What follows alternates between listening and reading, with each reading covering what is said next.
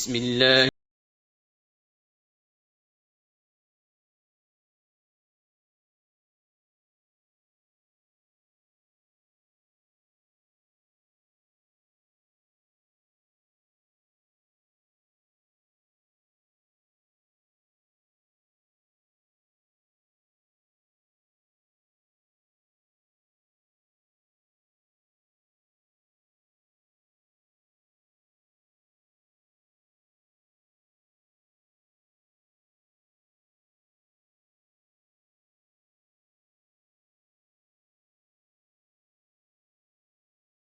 رب اعوذ بک من همزات الشیاطین واعوذ بک رب ان یحضرون بسم اللہ الرحمن الرحیم الحمد للہ وسلام علی عبادہ الذین اصطفیٰ ولعنۃ الدائمۃ الباقیۃ علی اعدائہم اجمعین من الآن الی قیام یوم الدین اما بعد اوصیکم ونفسی بتقوی اللہ۔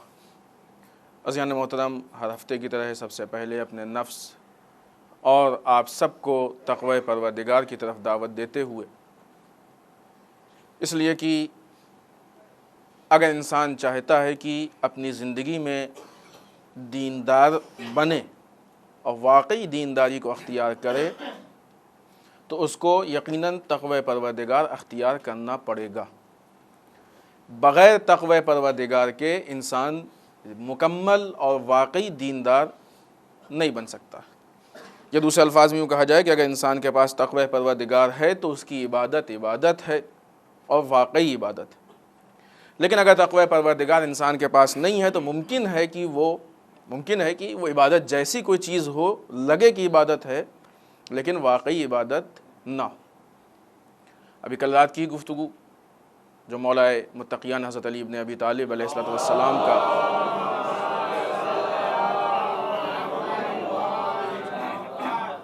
خطبہ، جس میں آپ نے مقصرین کے صفات، غلطی کرنے والوں کی کوالٹیز بیان کی ہیں، اس میں کہا ہے کہ انسان بہت سی ایسی چیزیں جن کو نہیں انجام دیتا ہے لیکن اس کے اجر کی امید لگائے رہتا ہے۔ یہ اسی لسٹ میں ہے، اسی طرح کی چیزیں ہیں۔ لہذا تقوی ایک انسان کی زندگی کی بنیادی ترین اور اہم ترین چیز کا نام ہے کہ اس کے بغیر انسان دین کے اس حقیقی راستے پہ نہیں پہنچ سکتا۔ ایک دوسری چیز کہ جو انسان کی زندگی کا، انسان کی حیات کا، انسان کا اپنا جو مقصد، اصلی مقصد ہونا چاہیے۔ یوں تو ہر انسان کا اپنا الگ الگ مقصد ہے، کسی نے کسی چیز کو مقصد بنایا، کسی نے کسی چیز کو، لیکن انسان کا جو واقعی اور حقیقی مقصد ہونا چاہیے وہ معرفت پروردگار، اور معرفت پروردگار کا لازمہ تقوی پروردگار۔ جو انسان خدا کو پہچان لے وہ پھر تقوی کے بغیر نہیں رہ سکتا۔ لہٰذا اگر یہ بھی ایک شناخت و پہچان بن سکتی ہے کہ اگر ہماری زندگی میں تقوی پروردگار ہے تو معرفت ہے، جتنا تقوی ہے اتنی معرفت، جتنا تقوی نہیں ہے اتنی معرفت کم ہے۔ اس اعتبار سے انسان اپنے اسٹیٹس کو، اپنے حالات کو پہچانے اور پہچاننے کے بعد اس میں ترقی کی کوشش کرے۔ ہر ہفتے کی طرح آج مولا کے نہج البلاغہ کے حکم میں سے جس حکمت کو ہم آپ کے سامنے پیش کرنا چاہتے ہیں وہ در واقع مولا کائنات سے رسول اکرم صلی اللہ علیہ وآلہ وسلم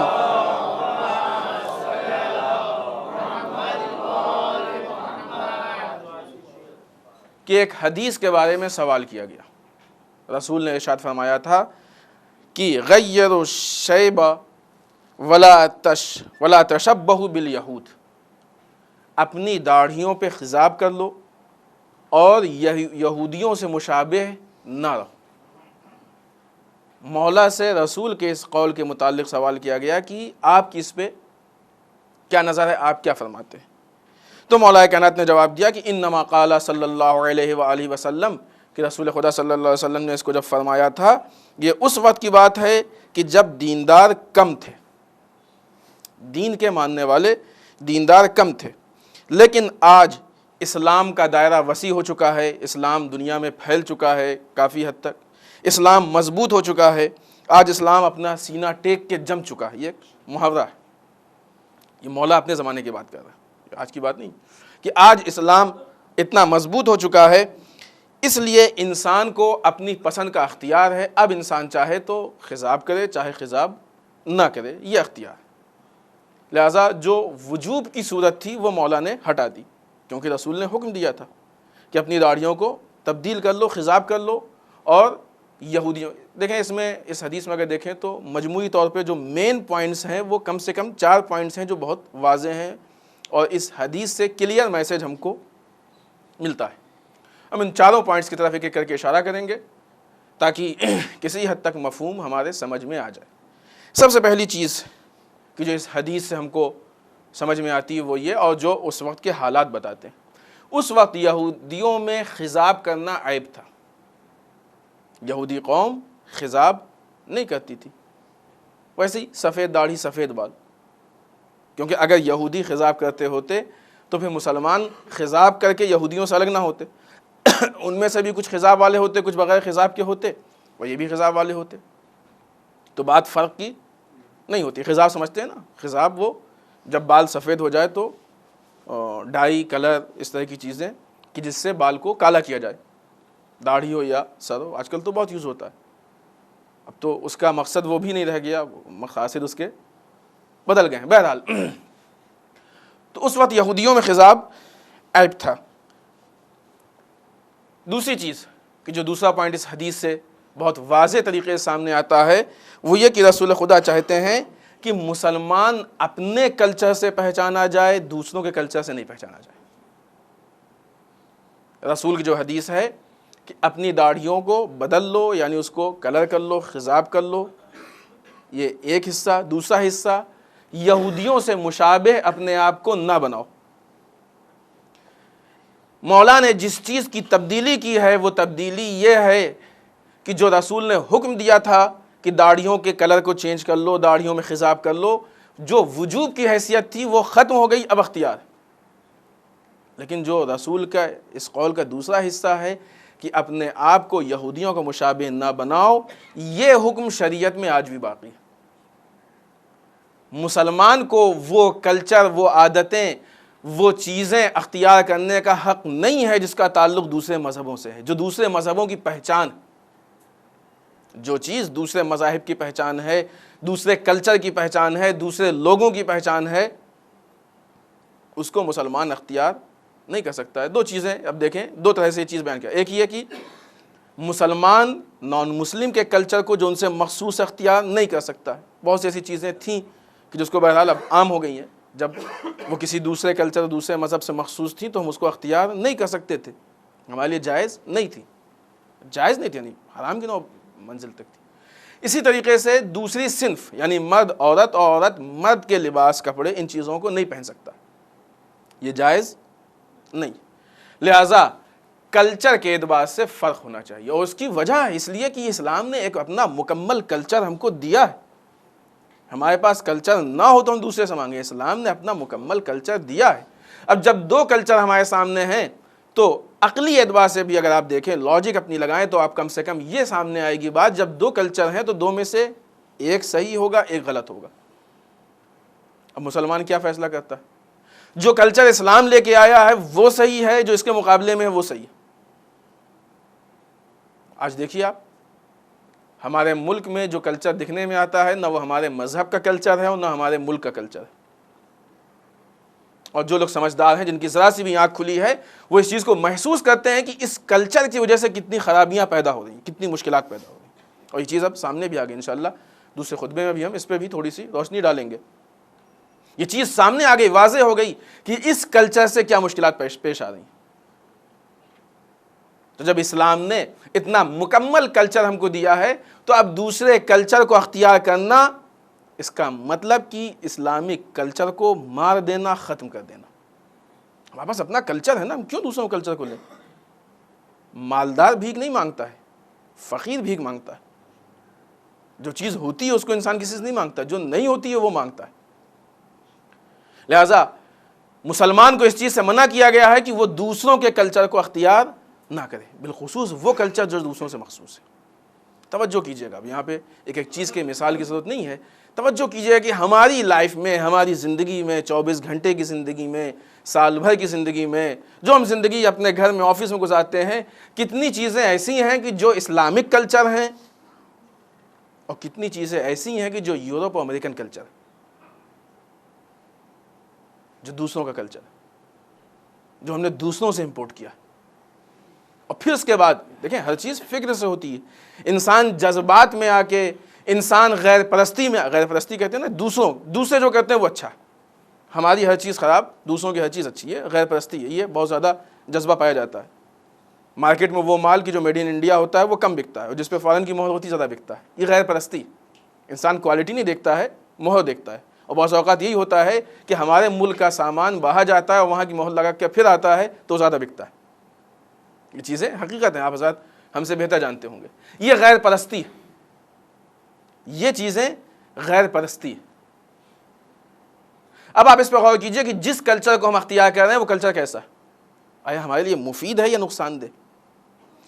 بہت سی ایسی چیزیں بعنوان مثال پیش کی جا سکتی ہیں کہ ان کو جب اسلام نے اپنے کلچر کے عنوان سے پیش کیا تو ہمیں پسند نہیں آئی، لیکن یہی چیزیں جب زمانے میں فیشن بن گئی تو ہمیں بڑی اچھی لگی. رسول یہ نہیں چاہتے ہیں کہ ہم کسی دوسرے کے کلچر کو اپنا یا اختیار کریں. رسول چاہتے ہیں کہ چونکہ رسول اسلامی کلچر لے کے آئے ہیں لہٰذا وہی آوی. دوسرا پوائنٹ. تیسرا پوائنٹ کی رسول چاہتے ہیں، کیا علت تھی اس کی، کہ جب بھی مسلمان یہودیوں کے مقابلے میں آئے یا دشمن کے مقابلے میں آئے تو اگر داڑھی سفید ہوگی تو دور سے نظر آئے گا کتنے بڈھے ہیں، اور اگر داڑھی سیاہ ہوگی، کالی ہوگی تو دور سے دیکھنے میں لگے گا یہ سب جوان ہیں. تو نسبتاً مسلمان قوی، طاقتور نظر آئے گا، ہے کہ نہیں ہے؟ جوان، سب جوانوں کا مثلا لشکر ہے، کوئی اس میں بوڑھا ہے ہی نہیں. رسول یہ چاہتے ہیں کہ اسلام دوسروں پہ قوی نظر آئے، مسلمان دوسروں پہ طاقتور نظر آئے. ہر اس چیز کو اپنائے کہ جس سے ہم دشمن کے مقابلے میں طاقتور نظر آئے، قوی نظر. دیکھیں یہ ہمیشہ کا مسئلہ رہا ہے. یہ چیزیں کبھی سننے اور کہنے اور بتانے والی نہیں ہے کہ دشمن مقابلے میں تو ہم کیا کریں. یہ تو ہر عقل کہتی ہے کہ جب دشمن مقابلے میں تو ڈیفنس واجب، دفاع واجب. ہاں وہ ابتدائی جہاد اس کے لیے معصوم کی شرط ہے، اس لیے کہ کہیں کوئی غلطی نہ ہو جائے، اتنے لوگوں کی محترم جان ناحق نہ چلی جائے. اس لیے ایسا آدمی اس کا لیڈر ہونا چاہیے کہ جس سے غلطی ممکن ہی نہ ہو. لیکن جہاں سامنے سے حملہ ہو رہا ہو وہاں پہ دفاع سب پہ واجب ہے. یہ عقلی چیز ہے، جو انسان نہ مانے اس کو، اس کی عقل پہ افسوس ہوتا ہے. اتنا تو ایک چھوٹا سا بچہ بھی سمجھتا ہے، اتنا تو بلوں میں اور زمین پہ رینگنے والے حیوان بھی سمجھتے ہیں کہ جب کہیں حملہ ہو تو ان کو کیسے ڈیفنس کرنا ہے، دفاع کرنا ہے کہ نہیں کرنا ہے. یہ تو ایک فطرت کی چیز ہے، ایک لاجک کی چیز ہے، منطق کی چیز ہے کہ ہمارے اوپر ہمارا اپنا ڈیفنس واجب ہے، دفاع واجب. جب کسی کے گھر میں کوئی گھس آئے، کوئی چور ڈاکو چلا آئے، کوئی دشمن چلا آئے تو اس وقت وہ اس بات کا انتظار نہیں کرتا ہے کہ ہمارا امام یا مثلا کوئی آئے گا ہم کو حکم دے گا. نہیں، اس وقت اس کو معلوم ہے کہ ہم کو اجازت ہے کہ ہم اپنا ڈیفنس کر سکتے ہیں. اور جب بات یہاں پہ آ گئی ہے تو پھر دو جملہ کہتے چلیں کہ اب اگر اسلام کی سرحد میں کوئی دشمن گھس کے چاہے وہ رسول کی توہین کرے، چاہے وہ قرآن کی توہین کرے، چاہے وہ حجاب کی توہین کرے، چاہے اسلام کے عقائد کی توہین کرے، ہمارے اوپر اس کا ڈیفنس واجب ہے، دفاع واجب. اگر اسلام کو ہم اپنا سمجھتے ہیں تو دفاع ہمیشہ اپنے کرتے ہیں، غیر نہیں کیا کرتے ہیں. اپنے اور غیروں کی پہچان ہی یہی ہوتی ہے. جب کہیں پہ حملہ ہو تو اپنے بڑھ کے دفاع میں آتے ہیں، غیر منہ چھپا کے بیٹھ جایا کرتے ہیں. انسان کے اپنے اور غیر کی پہچان اسی طریقے سے اسلام کے بھی اپنے اور غیر میں فرق یہی ہے. جب اسلام پہ وقت آتا ہے تو اپنے بڑھ کے دفاع کرتے ہیں، غیر دفاع نہیں کرتے، غیر بہانے لے کے بیٹھ جایا کرتے ہیں. چوتھا پوائنٹ جو اس حدیث سے بہت واضح طریقے سے سامنے آتا ہے وہ یہ کہ بعض حدیثیں ایسی بھی ہیں کہ جو حالات کے اعتبار سے بدلتی ہیں. رسول نے اس وقت حالات دیکھے لہٰذا مسلمانوں کو حکم دیا کہ تم خضاب کرو. مولا کائنات نے دیکھا کہ اب ان حالات میں خضاب کی ضرورت نہیں ہے، لہٰذا مولا کائنات نے کہا کہ اب تم پہ واجب نہیں، اختیار، تم کو پسند آتا ہے کرو، نہیں پسند آتا ہے نہ کرو. تو وہ چیز جو واجب تھی وہ اختیار میں تبدیل ہو گئی. اب فرض کیجئے کہ ایک عام آدمی جس نے صرف رسول کی وہ حدیث دیکھی ہو کہ جس میں رسول نے کہا کہ خضاب کرو، اپنے چہرے پہ یعنی داڑھیوں کالا کر لو، صرف وہ حدیث دیکھی ہو تو کیا سمجھے گا؟ تو یہ سمجھے گا نا کہ خضاب کرنا واجب اسی لیے کہا جاتا ہے. نیم حکیم خطرے جان، نیم ملا خطرے ایمان. وہ حکیم کی جو آدھی حکمت پڑھ کے، یا آج کے زمانے میں کہا جائے کہ ڈاکٹرس یہاں پہ الحمدللہ ہوتے ہیں، اگر کوئی ڈاکٹر ایسا ہو کہ جو آدھا پڑھے میڈیکل سائنس میں، تھوڑا بہت پڑھ لے، اس کے بعد آ کے علاج کرنے لگے، تو وہ جان کے لیے خطرناک ہوتا ہے. اسی طریقے سے جو انسان آدھا اسلام دیکھ کے اسلام پیش کرنے لگے، وہ ایمان کے لیے خطرناک ہوتا ہے، وہ ایمان لے لیتا ہے. اسی لیے ہم بارہا آپ سے کہتے ہیں کہ کبھی احادیث کو اپنی بنیاد پہ نہ پیش کیجئے. احادیث کوئی نعوذ باللہ بچوں کا کھلونا نہیں ہے کہ ہر آدمی اس سے کھیلے.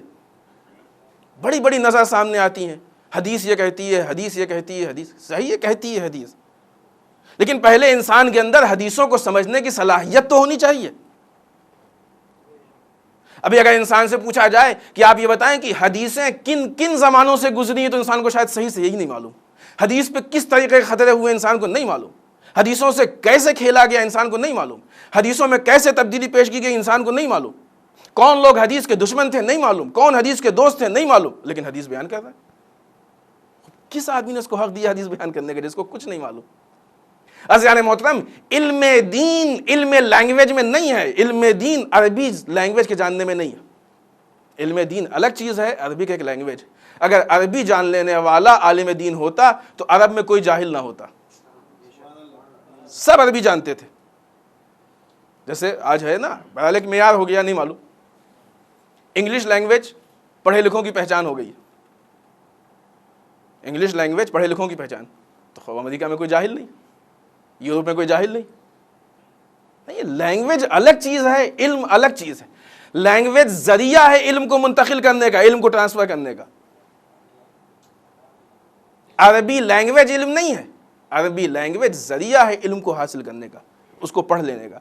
لیکن حدیثوں سے مفاہیم کیسے لیے جائیں گے یہ سمجھنا ہر ایک کے بس کی نہیں. ہم سے کسی نے کہا، ہمارے کسی دوست نے، کہ شاید انہوں نے کہیں آرٹیکل پڑھا کہ صاحب پوری کے پوری بہار معتبر. کسی پڑھے لکھے کے سامنے یہ بات کیجیے گا، ہنسے گا. نہیں ہو سکتا ہے. بہار الانوار میں ایسی احادیثیں، ایسی روایتیں موجود ہیں جو متضاد ہیں. متضاد کہتے ہیں جو ایک دوسرے کے مقابلے میں ہو، بے انتہا الا ماشاء اللہ موجود ہے. اس کا مطلب ہی نہیں کہ نعوذ باللہ بہار کی کوئی کمی ہے، نقص ہے، نہیں. علامہ مجلسی نے جس وقت احادیث اور روایات ضائع ہو رہی تھیں، اس وقت ان کو محفوظ کر لیا کہ ضائع ہونے سے بچ جائیں. اب آج کے علماء کی یہ ذمہ داری ہے کہ ان میں سے صحیح احادیث کو نکال لیں، اور الحمدللہ کر رہے ہیں علماء، کام ہو رہا ہے. بہار ہر ایک کے پڑھنے کی کتاب نہیں ہے. کتاب کا فرق ہوتا ہے نا. ہر کتاب ہر ایک کے ہاتھ میں نہیں دی جاتی. اگر بڑی کتاب چھوٹوں کے ہاتھ میں آ جائے تو گمراہ ہو جائیں گے. اگر بڑی کتاب چھوٹوں کے ہاتھ میں آ جائے تو گمراہ ہو جائیں گے. بہار الانوار ہر آدمی کے پڑھنے کی کتاب نہیں ہے. بہار الانوار اس کے پڑھنے کی کتاب ہے کہ جو علم الحدیث، رجال، درایت، ان سارے استعانہ کتنے ایسے علوم ہیں کہ جن سے واقفیت رکھتا ہو تو وہ بہار پڑھے.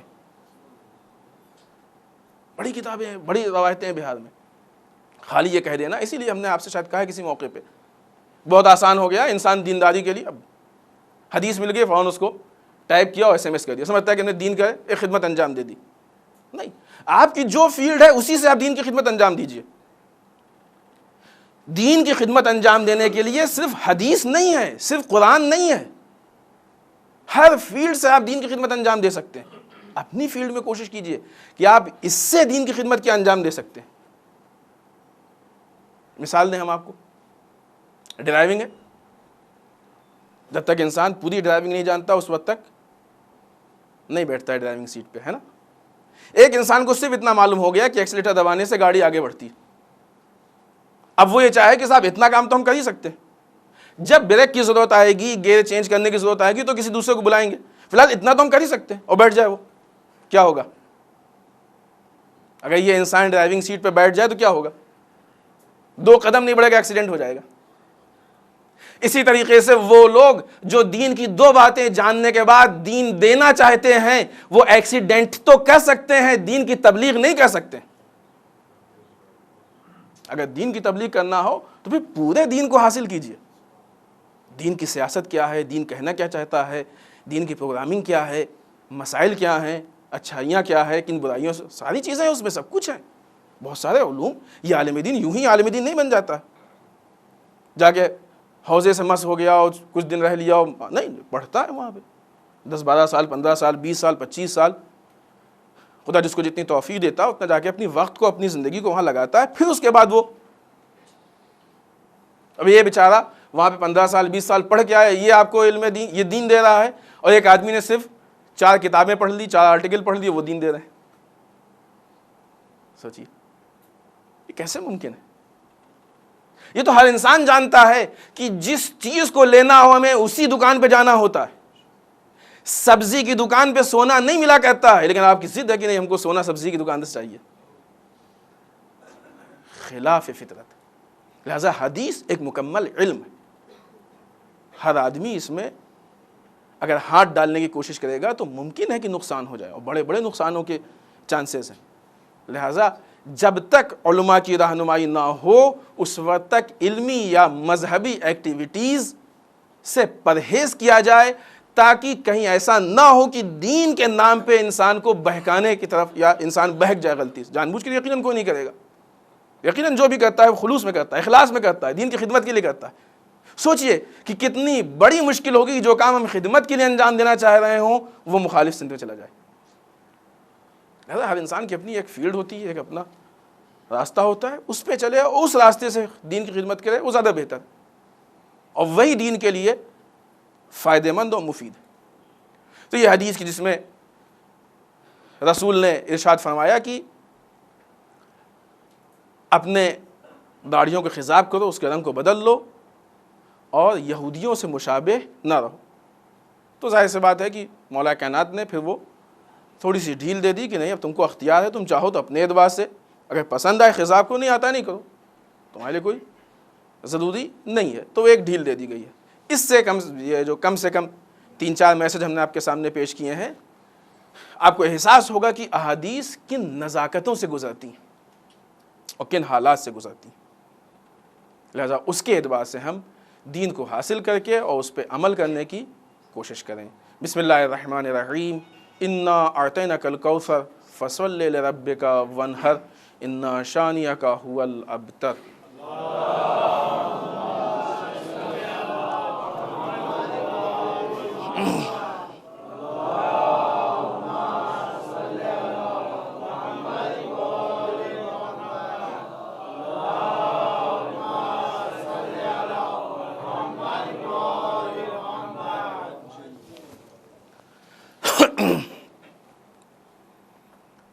رب اعوذ بک من همزات الشیاطین واعوذ بک رب ان یحضرون.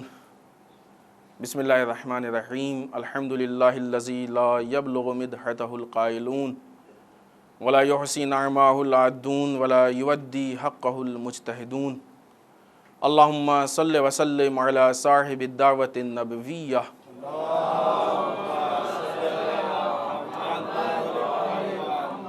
والصولۃ الحیدریہ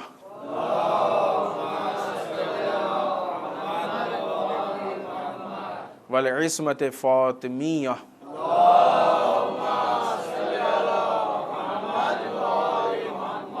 والحلم الحسنیہ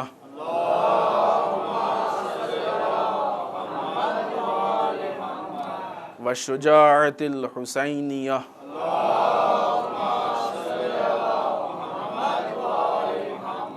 والعبادت السجادیہ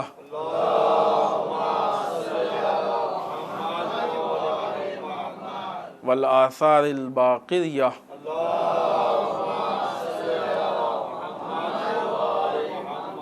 والماسر الجعفریہ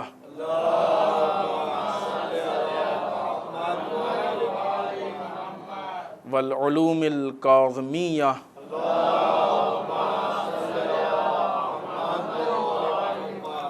والرضاء الرضویہ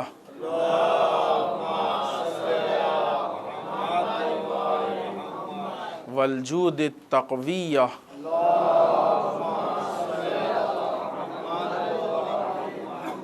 والنقاوة النقویہ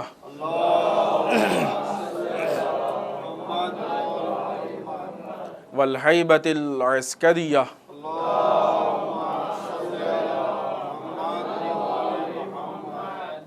والغیبت الہیہ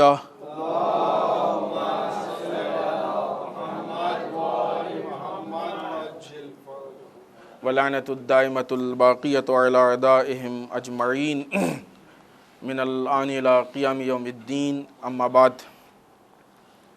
عزیزان محترم، اس دوسرے خطبے میں مناسبات کے سلسلے میں سب سے پہلی مناسبت کی، جس کے متعلق ہم نے پچھلے ہفتے بھی آپ کے سامنے ذکر کیا تھا، 22 تاریخ ہے، 22 ربیع الثانی، جو کہ ظاہراً آج ہے۔ جناب موسیٰ مبرقہ جو کہ امام جواد علیہ السلام کے فرزند ہیں، ان کی وفات کی تاریخ، اور یہ قم چہل اختران میں دفن ہے۔ دوسری مناسبت جو اس ہفتے کی ہے وہ 25 ربیع الثانیہ، یہ وہ تاریخ ہے کہ جب یزید کے مرنے کے بعد حکومت یزید کے بیٹے معاویہ بن یزید کے پاس آئی۔ تو روایات میں ہے کہ تقریباً 40 دن تک تو وہ حکومت پہ رہا۔ 40 دن کے بعد 25 ربیع الثانی کو منبر پہ گیا، اس نے خطبہ پڑھا۔ اس خطبے میں یزید کے مظالم کو ذکر کیا، حالات کو ذکر کیا، رویا، اور اس کے بعد اس نے حکومت سے انکار کر دیا۔ یہ تاریخ 25 ربیع الثانی کی تاریخ کہ اب ہم اس حکومت کو نہیں چاہتے، اور ہم اس تخت پہ بیٹھنا نہیں چاہتے ہیں کہ جس پہ یہ سب ہو چکا ہو، اور حکومت کو ٹھوکر مار کے وہ اپنے گھر چلا گیا۔ 25 دن یا 40 دن زندہ رہا، اس کے بعد اس دنیا سے رخصت ہو گیا۔ بعض روایتیں یہ بھی کہتی ہیں کہ اس کو زہر دے دیا گیا تھا۔ جس وقت وہ حکومت کے انکار سے خطبہ پڑھ رہا تھا اور اس بات کو کہہ رہا تھا، اور اس نے حکومت سے انکار کیا، اس وقت وہیں منبر کے نیچے مروان بن حکم بیٹھا تھا۔ اس نے کہا اب جب کہ تم حکومت کو چھوڑ رہے ہو تو پھر ہم ہی حکومت کر لیتے ہیں۔ اور یہ وہ جگہ ہے کہ جہاں سے حکومت نے خاندان بدلا، اور خاندان ابو سفیان سے حکومت اس جگہ پہ آ کے نکل گئی۔ سوچیے آپ کی اس حکومت کے لیے کیا کیا کیا گیا، لیکن وہی حکومت کتنی آسانی سے ہاتھ سے چلی گئی۔ اگلی مناسبت جو اس ہفتے کی ہے وہ جس کی طرف ہم نے پہلے خطبے میں بھی اشارہ کیا، بعض نیوز پیپرز نے اس کو شائع کیا ہے کہ امریکہ میں ایک سروے کیا گیا ہے کہ جس کا نتیجہ یہ نکلا ہے کہ وہ عورتیں کہ جو عریاں ہوتی ہیں، عریاں مطلب کہ کھلی ہوئی، یعنی لباس ان کے بہت مناسب نہیں ہوتے۔ آج کے زمانے میں تھوڑا سمجھانے میں مشکل ہے، لیکن یقیناً یہ چیزیں آپ کو آسانی سے دیکھنے مل جائیں گی۔ لباس بہت شارٹ ہوتے ہیں، بھڑکیلے لباس ہوتے ہیں، غلط لباس ہوتے ہیں۔ بے حجاب نہیں، بے حجاب تو وہ جو حجاب نہ کرے، اس کو کسی حد تک بے لباس کہہ سکتے ہیں یا کم لباس کہہ سکتے ہیں۔ یہ اگر سامنے آئیں، یہ ریسرچ کہاں کا ہے جہاں پہ یہ چیز کثرت سے پائی جاتی ہے، یہ ہمارے ایریا کا نہیں ہے، امریکہ کا ریسرچ۔ یہ اگر سامنے آئے تو وہاں کے سروے کے مطابق ہر انسان کے ذہن پہ اس کا اثر پڑتا ہے۔ ناممکن سی بات ہے کہ کسی کے ذہن پہ، اکثریت ایسی ہے کہ جو اس سے متاثر ہوتی ہے، ان کی اس عریانی سے، جسم کے کھلے ہونے سے، ان کے اس بھڑکیلے پن سے۔ اور یہاں بھی بہت سے لوگ یہ بات کہتے نظر آتے ہیں، بزنس میں ہو، کس میں کہ یقیناً جب اس طرح کے ماحول سامنے آتے ہیں تو پھر کنٹرول کرنا مشکل ہوتا ہے۔ لوگوں نے آ کے خود سے اس بات کا اقرار کیا۔ کنٹرول مطلب یہ ہے کہ پھر وہ جو کہتی ہیں وہ بات ماننا پڑتا ہے۔ بہرحال نہیں معلوم، واللہ عالم، خدا ہم سب کو اس چیز سے محفوظ رکھے۔ لیکن ایک چیز تو کھل کے سامنے آ گئی کہ اگر ایک عورت، ایک خاتون مکمل اپنے جسم کو نہیں ڈھکے ہے تو سماج کے لیے نقصان دہ ہو سکتی ہے، ایک۔ دوسری چیز کہ اگر وہ اپنے جسم کو پوشیدہ نہیں کیے ہے تو سماج میں برائیوں کی جڑ بن سکتی ہے کہ نہیں؟ سماج کے لیے نقصان دہ، سماج میں برائیوں کی جڑ بن سکتی ہے، دو۔ اور تیسری چیز کہ خود اس کی ذات کو خطرہ ہے، اگرچہ وہ اس چیز کو مال یا اس کی کوئی ویلیو سمجھتی ہے۔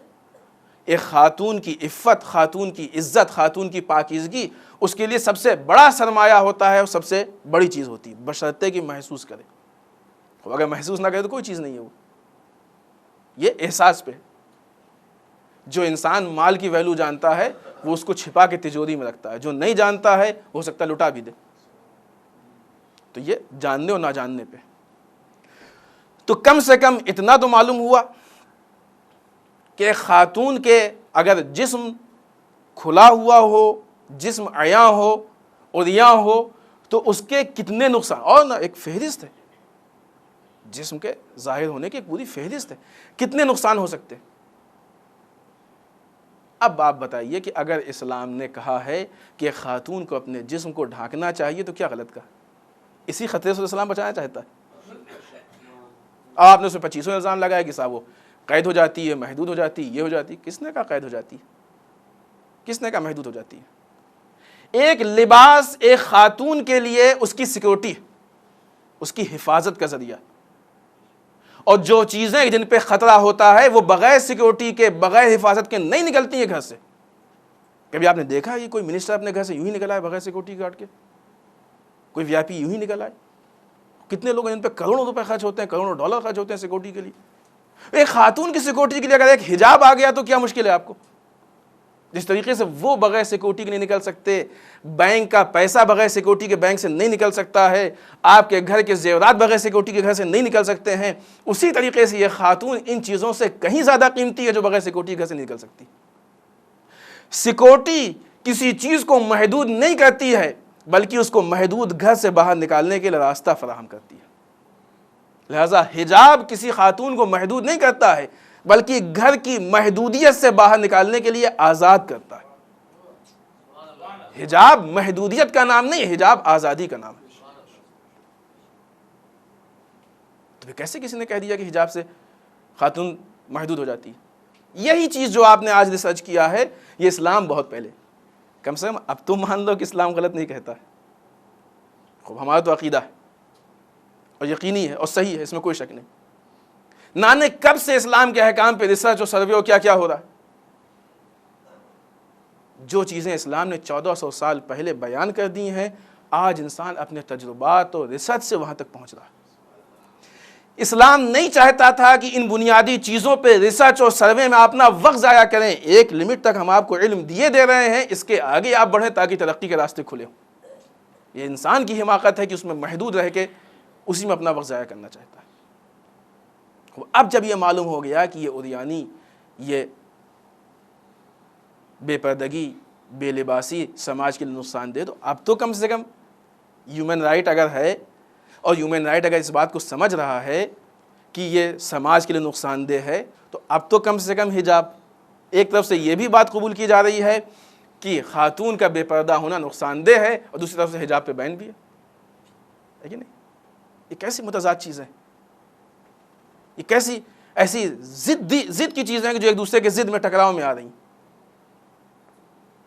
لہذا اسلام کا یہ حکم آج اس بات کو آج لوگوں کے سمجھ میں بہت اس سے کہا تھا صاحب یہ تو محدودیت ہے، ہم چاہتے ہیں کہ مرد اور عورت ایک مساوات۔ دیکھیں ایک چیز ہم آپ کو بتا جائیں کہ عدل الگ ہے، مساوات الگ ہے۔ مساوات کہتے ہیں برابری کو، عدل ہوتا ہے انصاف اور مساوات ہوتا ہے برابری۔ ایک مثال دیں، آپ کے ہاں 2 آدمی کھانا کھانے آئے، ایک 30 سال کا جوان ہے اور ایک 5 سال کا بچہ۔ جتنی ڈائٹ، جتنا کھانا آپ 30 سال کے جوان کو دیں گے کیا اتنے ہی 5 سال کے بچے کو دیں گے؟ اگر دونوں کو برابر دے رہے ہیں تو یہ مساوات ہے، برابری۔ خوب مشکل کیا ہوگی؟ اگر اس 30 سال والے کا پیٹ بھرے گا تو یہ 5 سال والے پہ ظلم ہوگا، اور اگر اس کے پیٹ کے حساب سے ہے تو پھر وہ بھوکا رہ جائے گا۔ لہذا ہر جگہ مساوات نہیں چلتا ہے، جس کے جو تقاضے ہوتے ہیں اس کے حساب سے پورا کیا جاتا ہے، اسی کا نام عدل ہے۔ انسان کی ضرورت کے حساب سے دیا جائے اسی کا نام عدل ہے۔ عورتوں کے اور مردوں کے تقاضوں میں فرق ہے،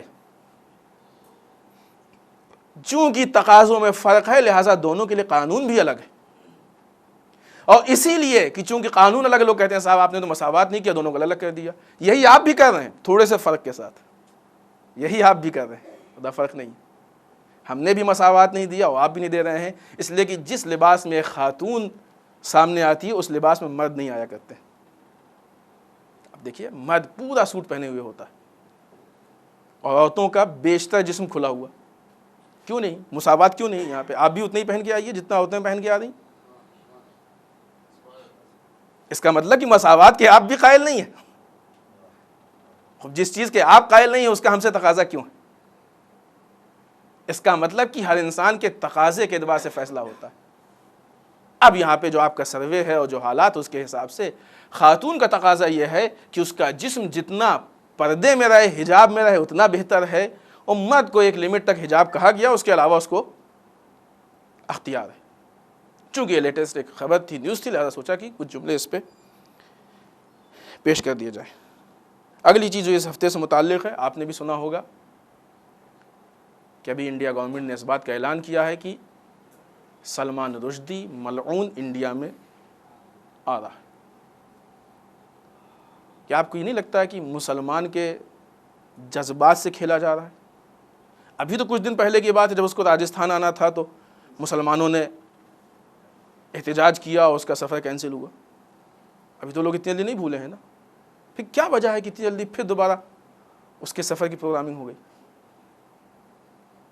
ہندوستان کے اربوں مسلمانوں کے مذہبی عقائد و جذبات سے گورنمنٹ نہیں کھیل رہی ہے. عزیزان محترم، ہم کو اپنے ملک کا قانون بڑا پیارا ہے. ڈسپلن چاہیے، امن چاہیے ملک میں. لیکن جو لوگ اس قانون کے خلاف قدم بڑھاتے ہوں، چاہے وہ پبلک ہو یا گورنمنٹ ہو، ان کو اس کا حق نہیں ملنا چاہیے. ہندوستان ایک آزاد ملک ہے جس میں ہر مذہب کے رہنے والے کو اپنی مذہبی ذمہ داریوں کو انجام دینے کی پوری آزادی ہے. اسی ملک میں سلمان رشدی کے کتاب شیطانی آیات پہ پابندی لگائی گئی. آج وہی ملک استقبال کے لیے تیار ہے. یہ دوہری پالیسی کیسی ہے؟ کسی نے بڑی اچھی تحلیل کی ہے کہ بعید نہیں کہ یہ پالیسی اس لیے کھیلی جا رہی ہو کہ چونکہ گورنمنٹ اپنے ایک غلطی کو جھیل رہی ہے. وہ سینئر جرنلسٹ سید محمد علی کاظمی کا اریسٹ پہ پورے ہندوستان میں چونکہ احتجاجات ہیں، شاید ان احتجاجات کو کم رنگ کرنے کے لیے دوسرا موضوع، دوسرا ٹاپک ہے جو پبلک کے درمیان چھوڑا جا رہا ہے کہ مسلمان اس طرف لگ جائے گا، اس چیز کو بھول جائے گا، پھر ہم کو اپنا کام کرنے میں آسانی ہوگی. جہاں ہمارا اپنی گورنمنٹ سے تقاضا ہے کہ سلمان رشدی کے اس سفر کو روکا جائے، وہیں یہ بھی تقاضا ہے کہ محمد علی کاظمی کے ساتھ انصاف کیا جائے، ان کے اوپر سے الزامات ہٹائے جائیں، ان کو عزت کے ساتھ بغیر کسی اس کے بری کیا جائے، تاکہ یہ معلوم ہو کہ حق بولنے والے کی طاقت کتنی ہوتی ہے.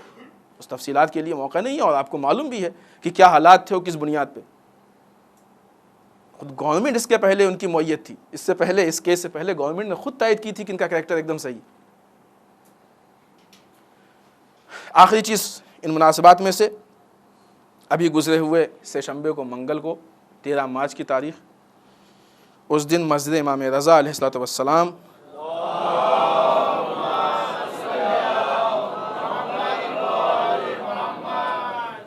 جو کہ بیلزیک کے شہر